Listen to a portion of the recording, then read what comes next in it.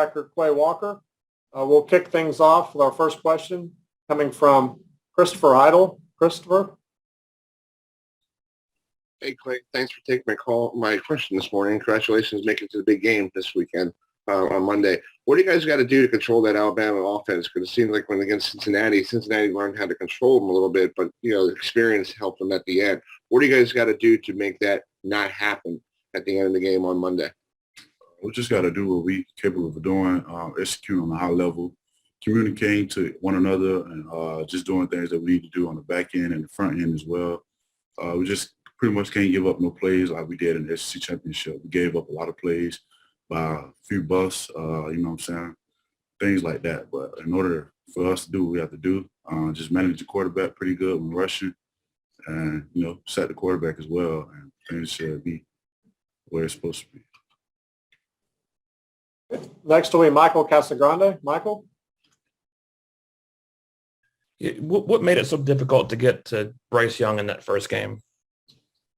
To be honest, I really can't say. It was just pretty much just the way we rushed. And we just we got really, really close a couple of times, but at the end of the day, you just got to finish and getting close. So pretty much the main thing at that. Next, we'll hear from Connor Riley. Connor?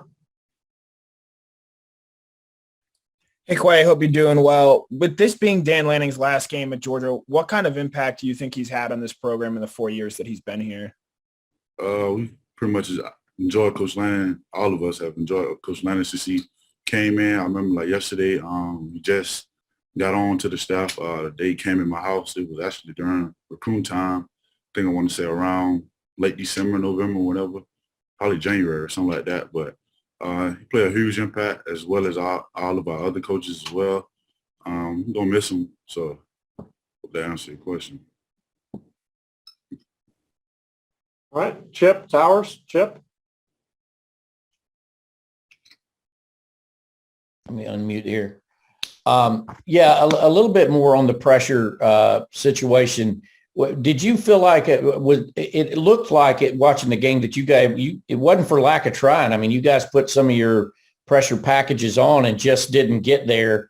How much of it was them thwarting what you were trying to do, and how much of it was sometimes it seemed like you guys dropped a lot of guys in coverage? I pretty much say it just fell back on us. I think we had everything dialed up pretty good, but, sometimes it works, sometimes it don't. But more than likely, I think in that game it worked. But like I said earlier, we just couldn't really get home. We was there or whatnot, but it may be a little small little nib that we had to do to get better in order for us to do what we had to do to get a sack or to get him down, whatever the case may be.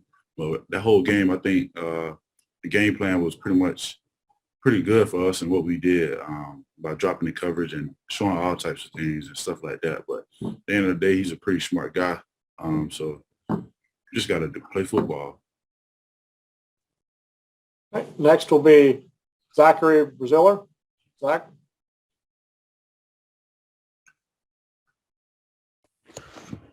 Wait, what do you remember?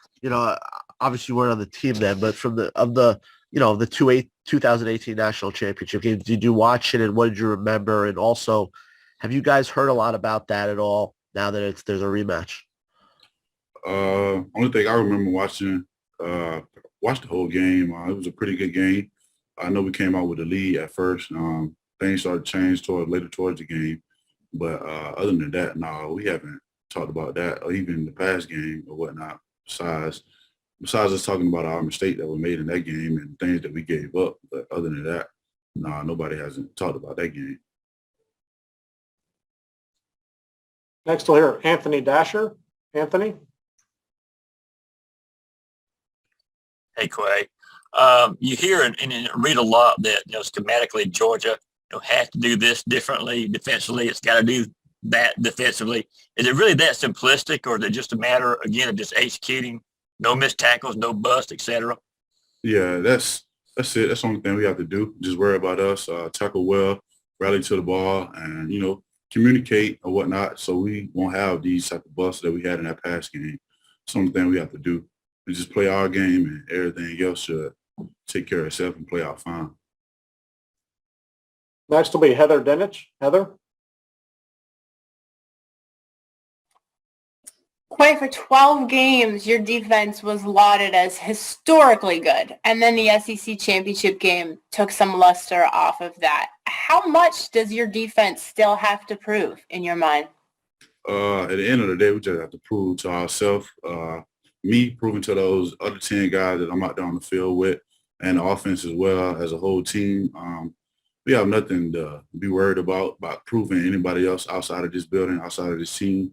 At the end of the day, we're the only ones that matter and what it comes down to. So other than that, our main focus is just need to be on worrying about us and how we can get better as a team and be able to do what we need to do in order for us to get a win on Monday. Next will be Steve Croner.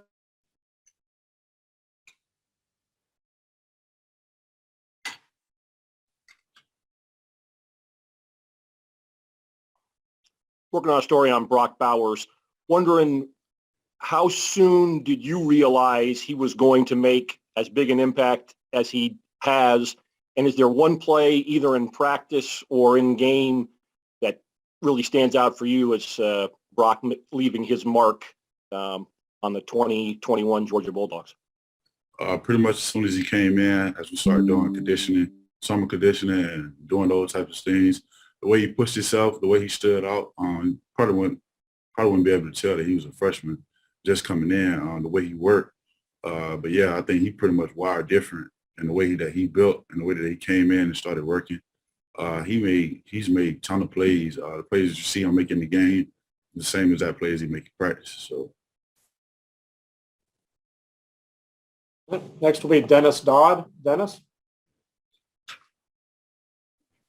Hey, Quay, thanks congratulations on getting there. What is it about the linebacker position that drew you to it? I don't know what age, I don't know when you started there, but because that seems to be the center of most defenses.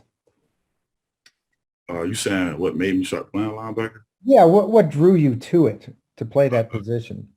Actually, it started in high school. One of my coaches, Coach Shelton Felton, I was playing I think I was playing offense at the time, and next thing you know, he was just like, I think I was real physical on the offensive side. He like, next year I'm gonna switch to defense. And by the time I switched to defense, before I want to say, played a down to defense, it was already out to certain colleges or whatnot, just because of my size and everything like that. So that pretty much started me playing defense or linebacker. I think that answered your question by me just being real physical on the offensive side of the ball. Great, thank you. Next will be Lance McCurley. Lance? Quay, the hit that Chas Chambliss had the other night, obviously he was ejected from the game, but what was that kind of reaction in the locker room when he took down that back and just kind of showed his skill, and how important is he for the future of this program, especially with some of the younger guys? I can't say in the locker room, but I know on the sideline, we was pretty hyped about it. It's a great hit. Chaz is a person that worked real, real hard and has a bright future as well. A lot of those guys come in and they work each and every day just by seeing the older guys and the leaders. So seeing the way we work, it pretty much affects them and draw an impact on them coming in and getting better each and every day and far on towards the future. So, yeah. Next will be Jake Rowe. Jake? Quay, how did you process that SEC championship loss to Alabama? What were your emotions, immediately after that game? I felt pretty bad. Since being here, I'm 0-3 against them. So that felt pretty bad. But knowing that we didn't have any sacks, on defense, any turnovers, more than likely, you're not going to win that game if you don't do those types of things. So at the end of the day, I pretty much already knew they were pretty much the better team that day because we didn't execute on those types of things. So as bad as I wanted to say it hurt it as it did, I kind of pretty much already knew why we didn't win that game. So I knew the mistakes that we had already made that led up until that. So. Next will be Michael Casagrande. Michael? Yeah, we've always heard a lot about how Kirby Smart's this ultimate competitor. Do you have any stories, any memories behind the scenes about him and his, ultra competitive side? No, I don't pretty much have any memories about it, but I know I have a lot. It's a lot I could say, but I can't really just tell you one off my head. I think everybody know how Coach Smart is without me being able to tell y'all. I think y'all can see that from the outside. So, yeah. Next will be Jake Jennings. Jake? Quay, we heard earlier this year that Stetson uses a flip phone. He's gotten a lot of criticism this season and seems like he usually bounces back pretty well.